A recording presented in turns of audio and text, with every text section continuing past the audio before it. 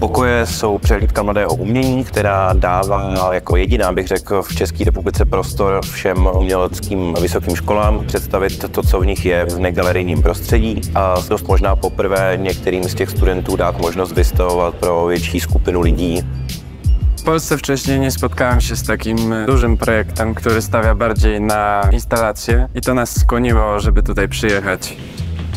Érdekes volt ezt megtapasztalni, hogy hogyan áll össze egy olyan projekt, amiben olyan emberek dolgoznak, akik ismerik már egymást, de mégsem alkottak együtt semmit közösen. Ústřední motiv toho je, že jsme se snažili veřejnosti otevřít nepoužívané paláce v Praze nebo nepoužívané budovy. Človek vlastne musí pracovať s priestorom, ktorý je mu daný, dostane vlastnú izbu a môže z neho urobiť inštaláciu, ako chce. My jsme do naší expozice doslova přinesli uhlí.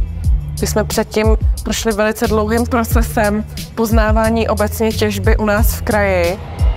Na tom letošním ročníku můžeme vidět ekologické pokoje nebo ekologické výzvy a sociální problémy. No, to jsou takový stavební kameny letošní výstavy, si myslím. Ten projekt dał nam możliwość, żeby wykazać się troszkę w inny sposób. Dzisiaj akurat jest Dzień Niepodległości w Polsce, więc bardzo się to zbiegło w czasie.